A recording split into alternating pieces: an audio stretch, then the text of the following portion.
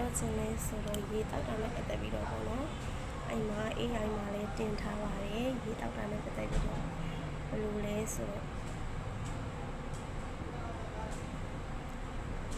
ဒီရေကလူတိုင်းကရေတက်ဆိုတာလိုအပ်တယ်နော်အမြဲတမ်းလူတွေကလည်းသစ်ပင်တွေလိုပဲ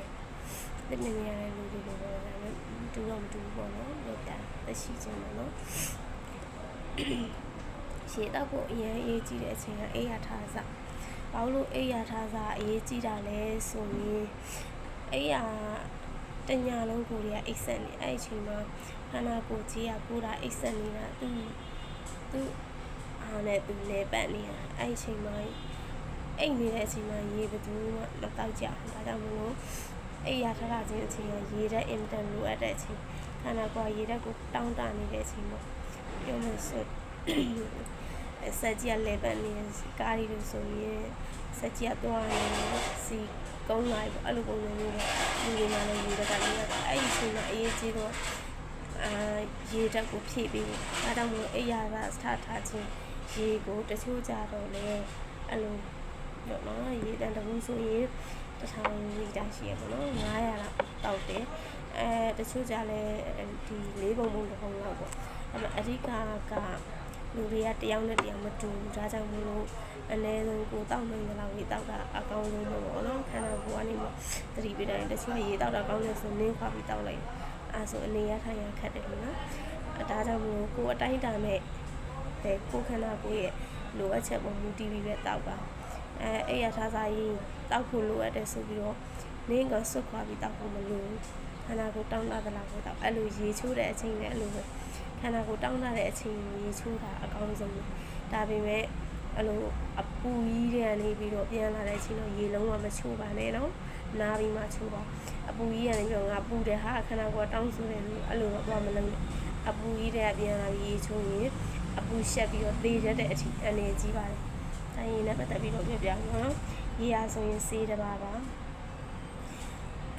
တချို့ကကြတော့အရေးကြီးဆုံးအချိန်ကပြောလိုက်ပြီနော်သမင်းမောင်အိယာထားချင်းရေတောက်တဲ့အချင်းကိုလုပ်ပေးပါလို့ပြောချင်ပါတယ်အဲ့ဒီမှာကိုယ်ခန္ဓာကိုယ်ကလိုအပ်တဲ့အတိုင်းအတာတွေလိုတဲ့ပမာဏလေးပဲတောက်ပါပြောချင်တာပါပဲရှင်နောက်တစ်ခုကပါလဲဆိုရင်ကိုရီကသမင်းစားပြီးတော့သမင်းစားရင်လည်းရေတောက်တဲ့အချင်းရှိတယ်သမင်းစားရင်ရေတောက်တဲ့အချင်းတယောက်နဲ့တယောက်မတူဘူးသမင်းစားပြီးရေတောက်တာများတော့အဖြစ်တော်တော်များများအစာမကြီးဖြစ်တယ်အဲ့ချိန်မှာကိုယ်တဘာဝတိုင်းရှိနေတဲ့ရေကိုတောက်တာလေရေခဲရေကိုတောက်တာပို့ဆိုရေခဲရေကိုတောက်ရင်လုံးဝအစာမကြီးနိုင်တော့အေးတဲ့ကြောင့်ရေရဲ့အေးတဲ့တမ်းမဟုတ်တဲ့အေးတဲ့ကြောင့်တမ်းမရေမဟုတ်ရင်တောင်မလဲအစာမကြီးတဲ့လူတော်တော်များများအစာမကြီးလွယ်တဲ့တော်တော်များများဆိုသိကိုအစာစားပြီးလို့ရေတောက်လိုက်တဲ့ရေကိုအစာစားပြီးရေတောက်လိုက်တဲ့အခါတချို့လူကအရသာရှိတောက်တော့အရသာရှိရဲ့ဒါပေမဲ့ဘယ်လိုဖြစ်လာလဲဆိုအစာလဲစားတယ်ရေလဲတောက်ပြီးတဲ့အချိန်မှာဘိုက်ကအင်မတန်လေးပြီးအနည်းခက်ကိုခန္ဓာကိုယ်ကြီးကိုအစာတွေလဲစားပြီးရပြီးတော့ခန္ဓာကိုယ်ကြီးကပေါ်ပါမနေဘူးဆိုရင်ဒါမဖြစ်သင့်ဘူးလေကိုခန္ဓာကိုယ်အတွက်လိုအပ်တဲ့ပမာဏတော့ပဲတောက်တာကောင်းတယ်ထမင်းဆိုင်ရင်အတနိုင်လို့ရေမတောက်တာကောင်းတယ်ထမင်းဆိုင်လည်းအတနိုင်လို့ရေမတောက်ဖဲနေတာကောင်းတယ်အဓိကကတော့အဲ့လိုမျိုးမနေနိုင်ဘူးဆိုတော့နည်းနည်းလောက်လေးပေါ့နည်းနည်းလောက်လေးတောက်ရင်ရတယ်မရဘူးလားဆိုရတယ်ဒါပေမဲ့ကိုယ်အကျမ်းမရဲ့အတွက်ရွေးရှေးပို့ပြီးတော့ထိန်းနိုင်တဲ့အကျဉ်းလေးကိုပြောပြတာပါတောက်လို့မရဘူးလားဆိုရတယ်ဒါပေမဲ့ဘိုင်လေးတဲ့အစာမကြေလွယ်ဘူးပြောချင်တာအစာမကြေလွယ်ရင်ယောဂတွေဖြစ်တတ်ပါတယ်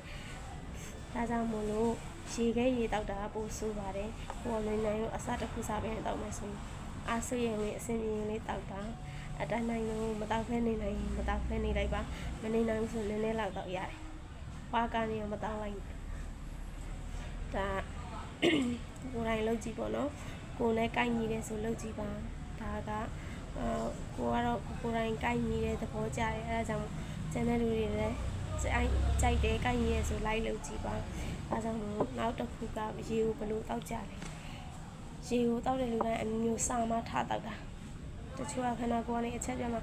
ရေစားမှာတချို့ကကြတော့အငန်လေးစားထားတဲ့အခါမှာတချို့ကကြအချိုးလေးစားထားတဲ့အခါမှာတချို့ကြတော့အဲ့လိုမျိုး ကြာစံဟင်းကားကြာစံချက်တို့မုံဟင်းကားတို့အဲ့လိုမျိုးစပြီးတဲ့အခါမှာ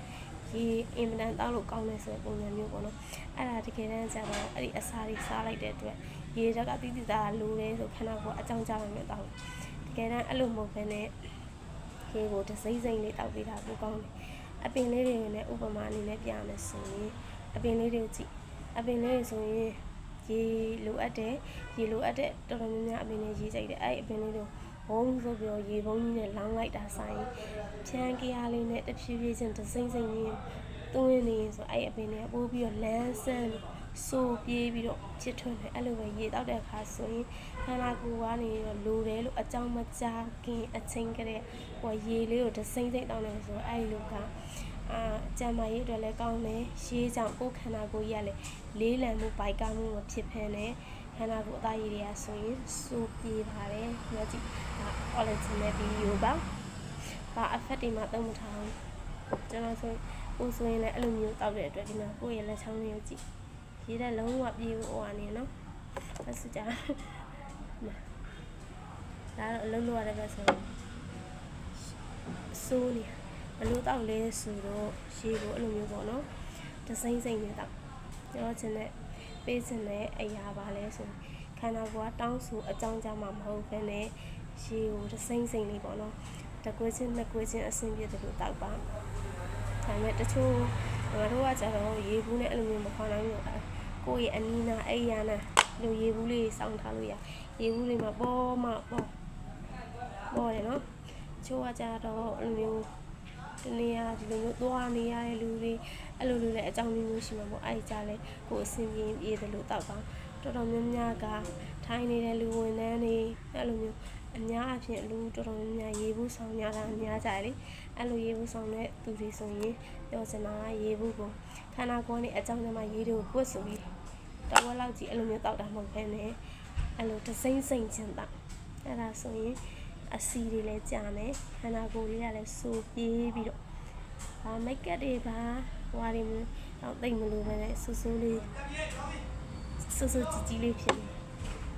ဒါကဒီနည်းလေးကနော်ကိုယ်တိုင်လည်းတွေ့လို့ရေဘူးကိုအမြဲတမ်းဆောင်းတာအိယာဘေးမှာဆောင်းတာလမ်းသွားရင်ဆောင်းတာရေဘူးလေးဆောင်းတာအဲ့လိုနည်းနည်းချင်းတောက်တဲ့ဒီလိုဘူးကြီးမဟုတ်ဒီလိုဘူးပေါက်စာလေးဆိုနည်းနည်းတောက်လိုက်တနေရာရောက်ဖြေးလိုက်အဲ့လိုမျိုးလေးတောက်ကြပါလို့အကြံပေးချင်တာပါဒီနီးလန်းလေးတွေကတကယ်ကိုကောင်းတယ်လိုက်လုပ်တင်တယ်လို့ကျွန်တော်ကအကြံပြုတယ်အကြံပေးတယ်ဒါပေမဲ့ကိုယ်တိုင်ကိုက်ညီမှလုပ်ကြည့်ပါတကယ်ကိုက်ညီရင်လုပ်ကြည့်ပါကောင်းတယ်ဆိုဆက်လုပ်ပါဒါတွေကအလကားရတဲ့နီးတွေဖြစ်တဲ့အတွက်ကိုယ်နဲ့ကိုက်ညီတယ်ဆိုရင်လုပ်ကြည့်ပါအကြံပေးတာအကြံပြုတာဖြစ်ပါတယ်တိုက်တွန်းတာဖြစ်ပါတယ်ကိုက်ညီရင်လုပ်ကြည့်ပါအားလုံးကိုကောင်းစေခြင်းနဲ့စေတနာနဲ့ပြပြလာဖြစ်ပါတယ် Bye bye see you next time